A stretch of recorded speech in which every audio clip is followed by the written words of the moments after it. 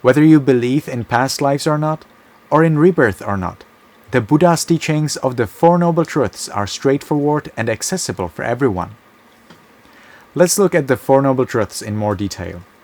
The Buddha teaches the inescapability of suffering in the world. What is suffering?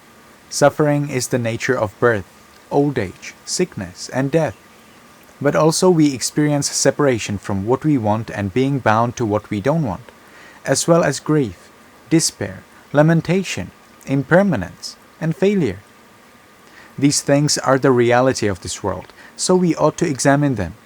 After all, if we disregard them, it doesn't mean they will cease to be. For example, when somebody develops the symptoms of a sickness, they may disregard it and continue to enjoy their life for a while.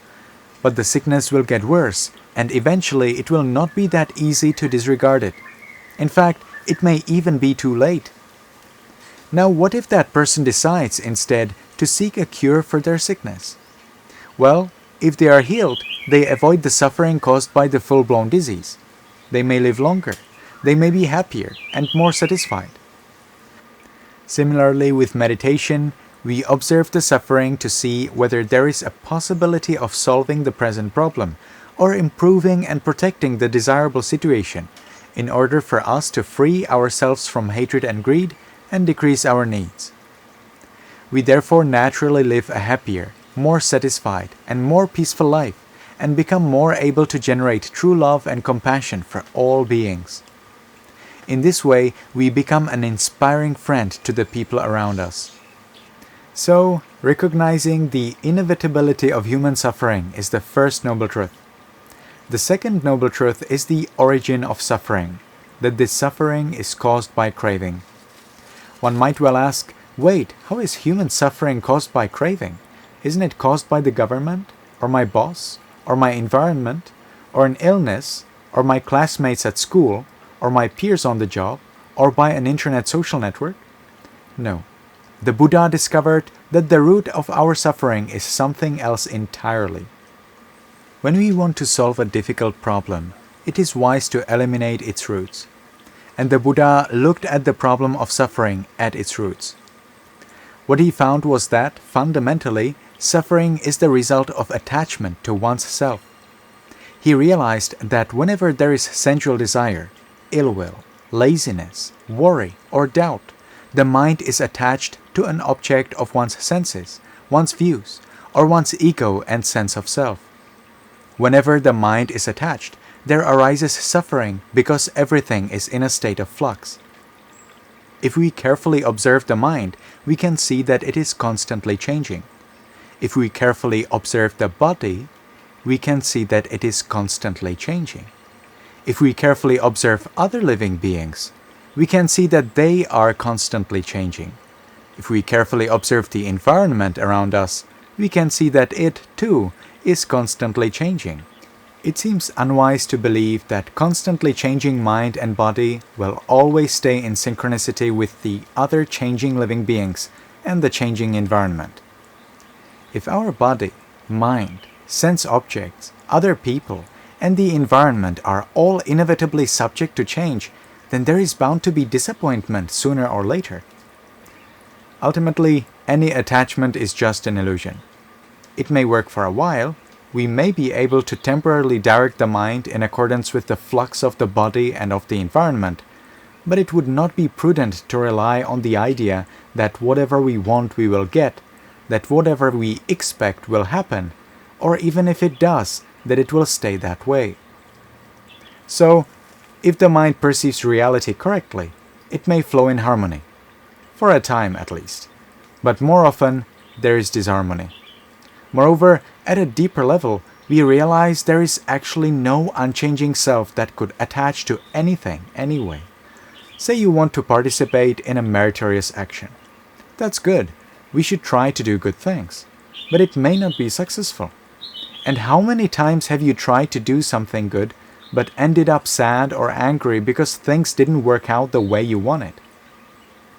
The wisdom we should develop is that whatever we try may turn out well, but it also may not.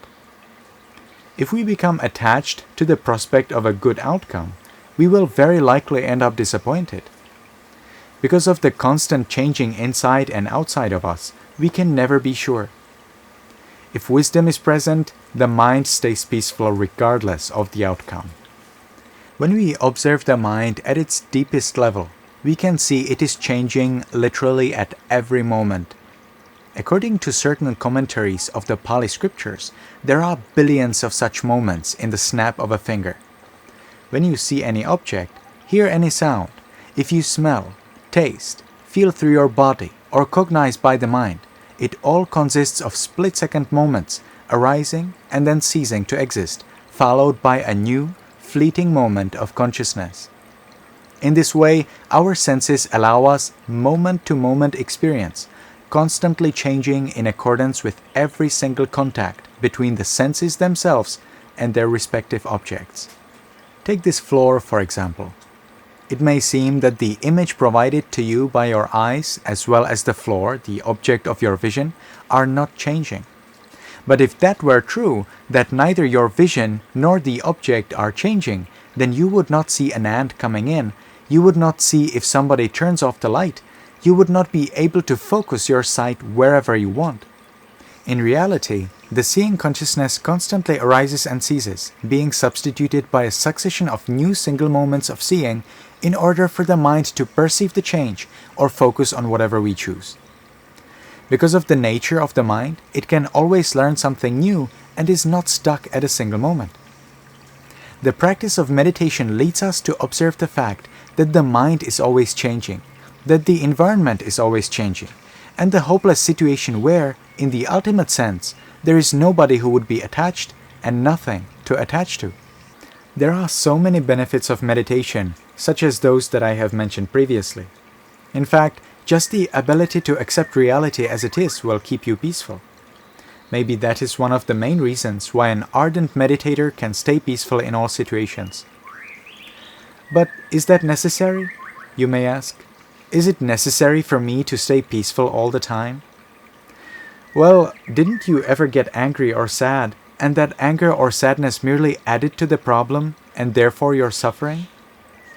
Didn't you feel that those negative mental states ultimately were just counterproductive, that nothing of value was gained, and they robbed you of the time you could have used to help or support someone? Or even yourself? In this way, peace of mind is more helpful and more skillful than being sad or angry. If you become sad or angry, you increase the likelihood that those around you will also become sad or angry. On the other hand, if you are peaceful and happy, you inspire others to also be peaceful and happy. For this, it is necessary to train the mind patiently, purify it, and gain the insight that the mind and body are impermanent, as well as the environment around you. With this wisdom, it is possible to let go of things. To the degree you let go, to that degree your mind is freed. When attachment and craving are just a little weakened, the mind is a little freer and then a little happier. When the mind is free, it can deal with challenging issues more successfully, more efficiently, in a more balanced and detached way.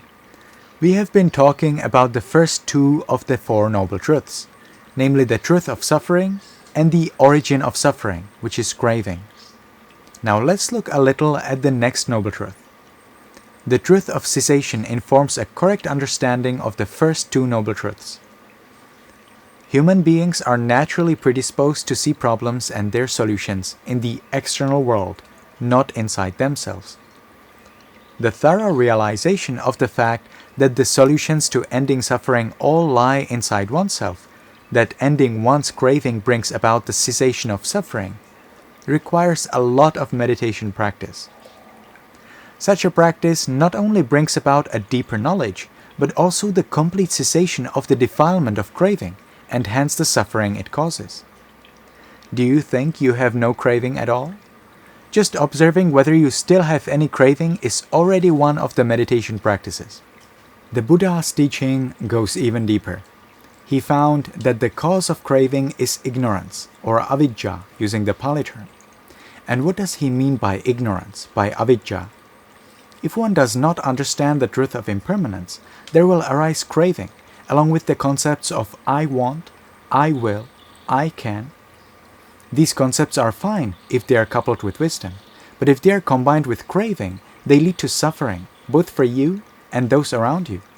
So, one thinks, speaks, and acts in unskillful ways out of ignorance about the truth of craving.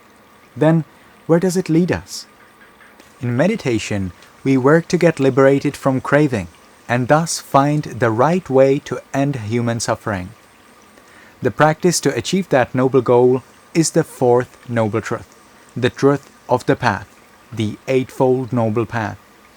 The Eightfold Noble Path is the essence of Buddhist meditation practices, and the Buddhist meditation practices, in terms of observing reality as it is, are the very essence of the Eightfold Noble Path. That is what this course is about. In the next lecture, I will explore the foundation of all meditation practices in Theravada Buddhism, namely right attitude and ethical behavior. We will look at worldly right attitude and right attitude which surpasses the worldly, the supramundane right attitude. We will then examine whether they support peace and harmony in our life and thereby create conditions for successful meditation practice.